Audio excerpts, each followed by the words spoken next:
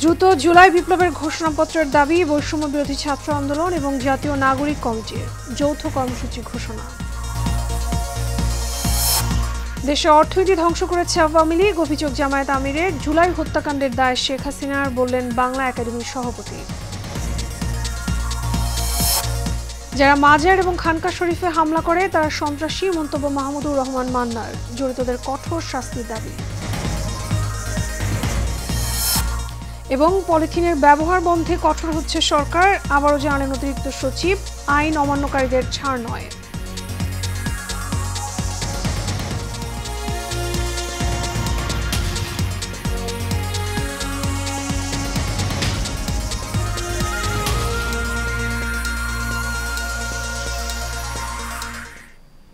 স্বাগত এশিয়ান নিউজে, আপনাদের সঙ্গে আছি আমি মিতা মৌসুমী। শুনছেন বিআরবি কেবল ইন্ডাস্ট্রিজ লিমিটেড সংবাদ শিরোনাম। এবারে চলে যাব বিস্তারিত সংবাদে। জুলাই বিপ্লবের ঘোষণাপত্রের দাবিতে দেশব্যাপী যৌথ কর্মসূচি ঘোষণা করেছে বৈষম্য বিরোধী ছাত্র আন্দোলন এবং জাতীয় নাগরিক কমিটি। সকালে রাজধানী বাংলা মোটরে কেন্দ্রীয় কার্যালয়ে আয়োজিত এক সংবাদ সম্মেলনে ঘোষণা দেন বৈষম্য বিরোধী ছাত্র আন্দোলনের আহ্বায়ক হাসনাত আবদুল্লাহ। তিনি বলেন, প্রোক্লেমেশন অব রেভলিউশনের পক্ষে 6 থেকে 11 জানুয়ারি দেশব্যাপী গণসংযোগ সহ বিভিন্ন কর্মসূচি পালন করবে বৈষম্য বিরোধী ছাত্র আন্দোলন এবং জাতীয় নাগরিক কমিটি। ঘোষণাপত্রের ব্যাপারে রাজনৈতিক দলগুলো এবং মানুষের মতামত জানার বিষয়ে সরকারের পদক্ষেপ এখনও দৃশ্যমান নয় দাবি করে হাসনাত বলেন, এ বিষয়ে সরকার কার্যকরী উদ্যোগ নিলে আমাদের কাছে সহযোগিতা চাইলে বৈষম্য বিরোধী ছাত্র আন্দোলন এবং জাতীয় নাগরিক কমিটি প্রস্তুত।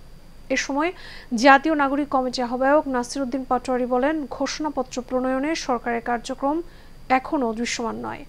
সরকার অবিলম্বে এ বিষয়ে পদক্ষেপ না নিলে কঠোর কর্মসূচি দেওয়া হবে।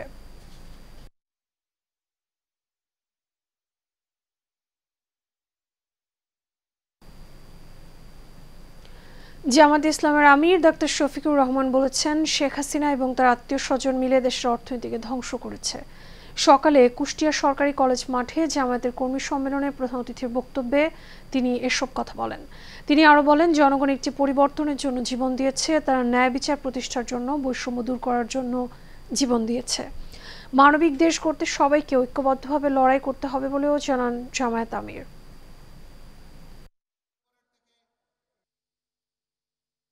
তৎকালীন প্রধানমন্ত্রীর পিয়নের অ্যাকাউন্টে ছিল 450 কোটি টাকা। পিয়নের যদি এত টাকা হয়, মালিকের কত টাকা? হ্যাঁ, মালিকের টাকাও বের হয়ে আসতেছে। আপনাদের একেবারেই নিকটে রূপপুর পারমাণবিক কেন্দ্র, এখান থেকে মালিকের পরিবার শুধু একটা প্রকল্প থেকে 57,000 কোটি টাকা চুরি করেছে। প্রত্যেকটি যুবকের যুবতীর হাতকে আমরা দেশ গড়ার কারিগরের হাত হিসাবে তৈরি করতে চাই। এরকম একটা জাতি যখন তৈরি হবে, ইনশাআল্লাহ এই দেশের মানুষ আর বিশ্বে চাকরির জন্য যাবে না।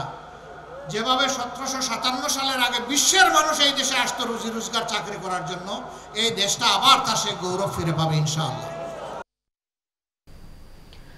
বাংলা একাডেমির সভাপতি অধ্যাপক আবুল কাশেম ফজলুল হক বলেছেন, জুলাই হত্যাকাণ্ডের দায় আওয়ামী লীগ এড়াতে পারে না। কোনো হত্যাকাণ্ডই প্রধানমন্ত্রীর সম্মতি ছাড়া হয়নি। আজ রাজধানীর এফডিসিতে ডিবেট ফর ডেমোক্রেসির আয়োজনে জুলাই হত্যাকাণ্ডের দায়ে আওয়ামী লীগের রাজনৈতিক এবং সামাজিক পরাজয় নিয়ে এক ছায়া সংসদে প্রধান অতিথির বক্তব্যে তিনি এসব কথা বলেন।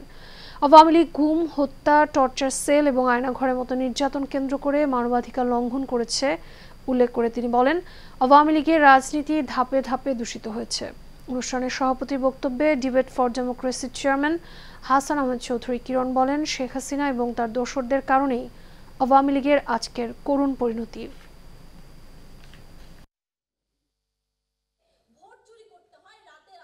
আয়োজিত এই ছায়া সংসদে সরকারি দমে university of fashion and technology ও বিরোধী দল বাংলাদেশ ইউনিভার্সিটি জুলাই হত্যার দায়ে আওয়ামী লীগের রাজনৈতিক শীর্ষক প্রস্তাবের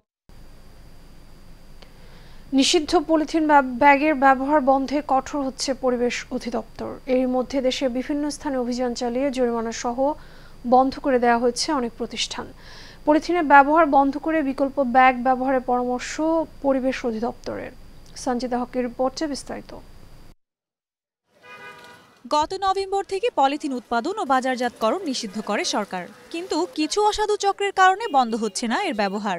যে কারণে কঠোর অভিযান শুরু করে বন ও পরিবেশ অধিদপ্তর। এরই ধারাবাহিকতায় রাজধানীর হাতিরপুলে পরিবেশ অধিদপ্তরের মনিটরিং কমিটি বাজার পর্যবেক্ষণ এবং সচেতনতামূলক তদারকি কার্যক্রম চালায়।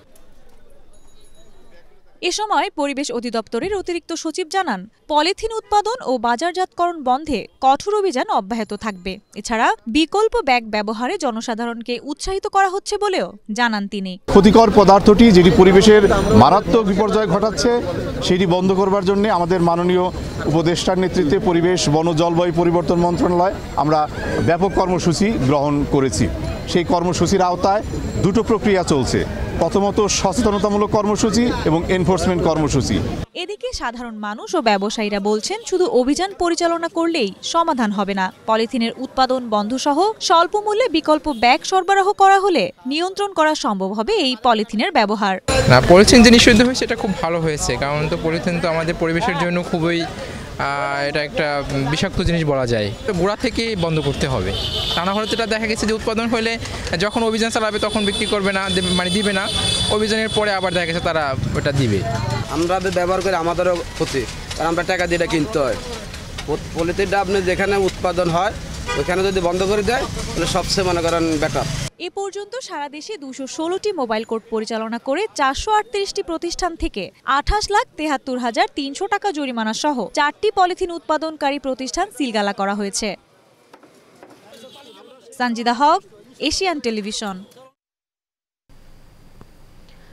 জাতীয় গৃহায়ণ কর্তৃপক্ষের অন্তত ডজন খানেক কর্মকর্তা কর্মচারীর বিরুদ্ধে জ্ঞাত আয় বহির্ভূত সম্পদ অর্জনের অভিযোগ তদন্ত শুরু করেছে দুর্নীতি দমন কমিশন। এর মধ্যে সকল কর্মকর্তা কর্মচারীর তথ্য সহ বিভিন্ন গুরুত্বপূর্ণ নথি তলব করেছে দুদক। অনুসন্ধানের তালিকায় রয়েছেন সহকারী প্রকৌশলী শেখ সোহেল, উপসহকারী প্রকৌশলী জিয়া, ডিপ্লোমা প্রকৌশলী সাধারণ সম্পাদক রাদিউজ্জামান, সভাপতি রবিউল রাশেদ, উপসহকারী প্রকৌশলী মনসুর, উপসহকারী প্রকৌশলী শাহরিয়ার জনি, উপসহকারী প্রকৌশলী জাহিদ, উপসহকারী প্রকৌশলী ইমামুল এবং প্রশাসনিক কর্মকর্তা AKM শামসুদ্দোহা পাটোয়ারি। অভিযুক্তদের কয়েকজনের বিরুদ্ধে এর মধ্যে মামলাও করেছে দুদক। এছাড়া এদের মধ্যে বৈষম্য বিরোধী ছাত্র আন্দোলনে ছাত্র হত্যা মামলার আসামিও রয়েছেন।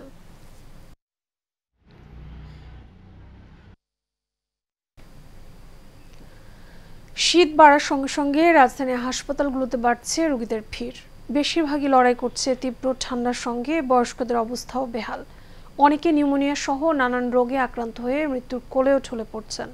ফলে এই শীতে অবহেলা না করে সবাইকে সতর্ক হওয়ার আহ্বান জানান চিকিৎসকরা। মোহাম্মদ শাহজাহানের ক্যামেরায় কাউসার আমাদের রিপোর্টে বিস্তারিত। শীতের প্রকোপের সঙ্গে সঙ্গে পাল্লা দিয়ে বাড়ছে সর্দি, কাশি, জ্বর, নিউমোনিয়া সহ ঠান্ডাজনিত রোগ। ফলে ঢাকা সহ সারা দেশের বিভিন্ন জায়গা থেকে এসে উপসর্গ নিয়ে চিকিৎসা নিতে ভিড় করছেন রোগীরা। বিশেষ করে শিশু হাসপাতালে ঠান্ডা জ্বরে আক্রান্ত রোগীর সংখ্যা বেড়েছে কয়েক গুণ। রোগীর স্বজনরা বলছেন, ঢাকায় হঠাৎ করেই শীত বেড়ে যাওয়ায় দেখা দিয়েছে বিপত্তি। ঠান্ডা শুরু হওয়ার পর থেকেই বাচ্চার নন স্টপ কাশ, 1 মাসের ভিতরে ওকে 3 বার দেখানো হয়েছে, কিন্তু ওর কাশের কোনো উন্নতি হয় নাই। নতুন করে তো ঠান্ডা লেগে থাকে আর অ্যালার্জি বেড়ে গেছে। চিকিৎসকরা বলছেন, রোগীর চাপ বেড়ে যাওয়ায় ওয়ার্ডগুলোতে রোগীর শয্যা সংকট দেখা দিয়েছে। পেরিফেরিতে যে রোগীগুলো বেশিরভাগই আসছে নিউমোনিয়া জনিত কারণে এবং কমপ্লিকেটেড নিউমোনিয়া নিয়ে তারা হসপিটালে আসছে। তা আমাদের হসপিটালের প্রতিদিনেই তো নর্মালি 1200 থেকে 1300 রোগী নর্মাল সে ভিজিট করে, আউটডোরে ভিজিট করে। এখন কিছুটা রোগীর পরিমাণ বাড়ছে। এ শীতে অবহেলা করলে নিউমোনিয়া থেকে শুরু করে অ্যাজমাজনিত রোগীদের মৃত্যুর সম্ভাবনাও থাকে বলে জানালেন টিবি হাসপাতালের উপপরিচালক ডাক্তার Ayesha Akhtar. Comorbidity, hypertension, diabetes অথবা কিডনি সমস্যা, তাদের ক্ষেত্রে নিউমোনিয়া আক্রান্ত জটিলতা বেশি বাড়ে। খুব বেশি দেরি করলে পেশেন্টটা কিন্তু মারা যাচ্ছে, ঝুঁকিটা অনেক বেশি নিউমোনিয়ার ক্ষেত্রে। এই জন্য অবশ্যই অবহেলা করবেন না। শুরুতে যদি হাঁচি কাশি ঠান্ডা লেগে থাকে সেটা ভাইরাস নিয়ে ব্যাকটেরিয়া জানার জন্য চিকিৎসকের শরণাপন্ন অবশ্যই আপনাকে হতে হবে, কারণ এই শীতে কিন্তু বাচ্চারা প্রত্যেক বছরই কিন্তু বাচ্চা বয়স্ক মারা যাচ্ছে। শীতজনিত রোগ থেকে বাঁচতে শিশু ও বৃদ্ধদের বাড়তি যত্ন নেওয়া প্রয়োজন বলে জানালেন চিকিৎসকরা। কাউসার আহমেদ, এশিয়ান টেলিভিশন, ঢাকা। নাফের দেশে পাড়ি জমালেন জাতীয় চলচ্চিত্র পুরস্কারপ্রাপ্ত অভিনেত্রী অঞ্জনা রহমান। শুক্রবার দিবাগত রাতে বঙ্গবন্ধু শেখ মুজিব মেডিকেল বিশ্ববিদ্যালয়ে চিকিৎসাধীন অবস্থায় তিনি মারা যান। তার রক্তে সংক্রমণ ধরা পড়েছিল। এরপরে চিকিৎসকের পরামর্শে দ্রুত হাসপাতালে ভর্তি করানো হলে গতরাতে তার মৃত্যু হয়। বিস্তারিত জানাচ্ছেন সঞ্জিতা হক। অবশেষে না ফেরার দেশে পাড়ি জমালেন জাতীয় চলচ্চিত্র পুরস্কারপ্রাপ্ত অভিনেত্রী অঞ্জনা রহমান। সকালে বঙ্গবন্ধু শেখ মুজিব মেডিকেল বিশ্ববিদ্যালয়ে চিকিৎসাধীন অবস্থায় মারা যান তিনি। শিল্পী সমিতির সভাপতি মিশা সওদাগর তার মৃত্যুর বিষয়টি নিশ্চিত করেছেন। অঞ্জনা রহমান টানা কয়েকদিন ধরে অচেতন অবস্থায় রাজধানীর একটি বেসরকারি হাসপাতালে ভর্তি ছিলেন। জানা যায় তার রক্তে সংক্রমণ ধরা পড়েছিল। সেই কদিন তিনি সিসিইউতে ভর্তি ছিলেন, কিন্তু তার আশানুরূপ কোনো উন্নতি হয়নি, বরং অবস্থার অবনতি হয়। নায়িকা অঞ্জনা বাংলাদেশের চলচ্চিত্রের পাশাপাশি আন্তর্জাতিক অঙ্গনেও বেশ সুপরিচিত মুখ ছিলেন। নৃত্যশিল্পী থেকে নায়িকা হয়ে সর্বাধিক যৌথ প্রযোজনা এবং বিদেশি সিনেমায় অভিনয় করা একমাত্র দেশীয় চিত্রনায়িকাও তিনি। দস্যু বনহুর দিয়ে শুরু ১৯৭৬ সালের এই সিনেমার পর টানা কাজ করেন। এ পর্যন্ত ৩ শতাধিক সিনেমায় অভিনয় করেছেন তিনি। পরিণীতা ও গাংচিলে অভিনয়ের জন্য দুবার জাতীয় চলচ্চিত্র পুরস্কারও পেয়েছেন। সঞ্জিদা হক, এশিয়ান টেলিভিশন।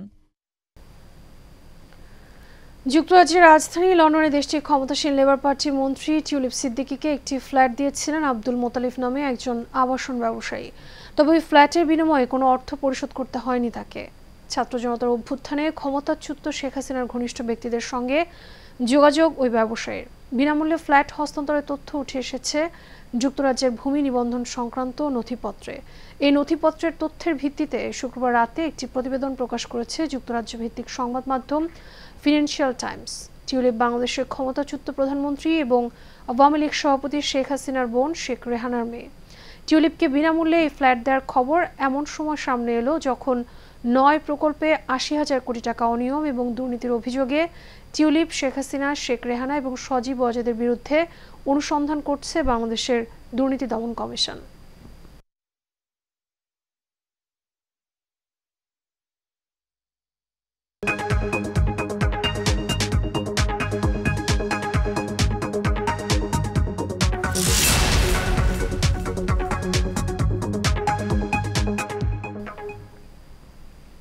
ছুটির দিনে ক্রেতা দর্শনার্থীর পদচারণায় মুখরিত হয়ে উঠেছে পূর্বাঞ্চলের বাংলাদেশ চায়না ফ্রেন্ডশিপ এক্সিবিশন সেন্টারে ঢাকা আন্তর্জাতিক বাণিজ্য মেলা প্রাঙ্গণ। বেলা বাড়ার সঙ্গে সঙ্গে দর্শনার্থীদের আগমন বাড়তে থাকে। মেলার প্রধান প্রবেশদ্বার ৩৬ জুলাইয়ের স্মৃতির আদলে তৈরি করা হয়েছে।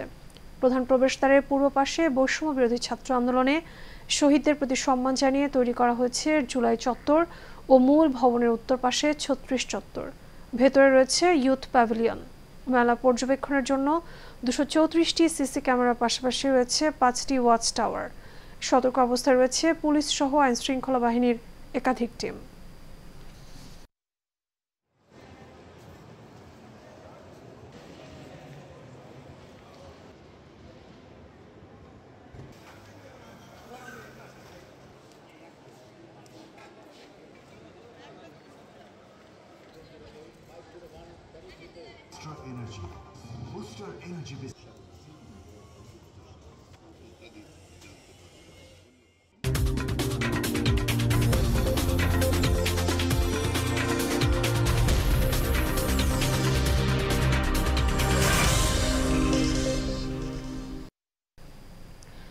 নড়াইলের কালিয়াচর দলীয় জিয়া ফুটবল টুর্নামেন্ট অনুষ্ঠিত হয়েছে। উপজেলার বায়ুসোনা ইউনিয়ন বিএনপি নেতাকর্মীদের আয়োজনে বারুইসোনা মাধ্যমিক বিদ্যালয় মাঠে এই ফুটবল টুর্নামেন্টের উদ্বোধন করেন নড়াইল জেলা বিএনপির সভাপতি বিশ্বাস জাহাঙ্গীর আলম।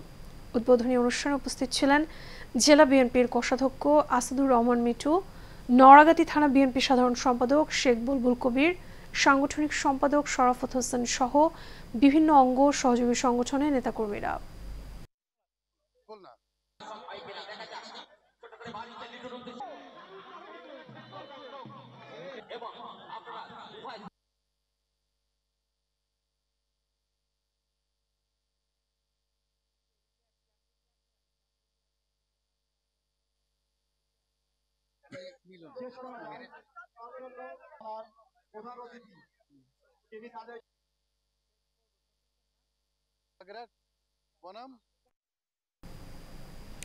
এর সাথে শেষ করবো এশিয়ান নিউজ। তার আগে বিআরবি কেবল ইন্ডাস্ট্রিজ লিমিটেড সংবাদ শিরোনামগুলো জানাবো আরও একবার।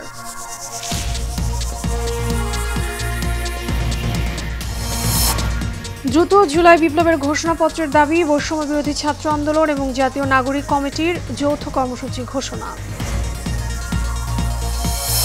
দেশের অর্থনীতি ধ্বংস করেছে আওয়ামী লীগ, অভিযোগ জামায়াত আমিরের। জুলাই হত্যাকাণ্ডের দায় শেখ হাসিনার, বললেন বাংলা একাডেমির সভাপতি। যারা মাজার এবং খানকা শরীফে হামলা করে তারা সন্ত্রাসী, মন্তব্য মাহমুদুর রহমান মান্নার। জড়িতদের কঠোর শাস্তি দাবি। এবং পলিথিনের ব্যবহার বন্ধে কঠোর হচ্ছে সরকার, আবারও জানালেন অতিরিক্ত সচিব। আইন অমান্যকারীদের ছাড় নয়।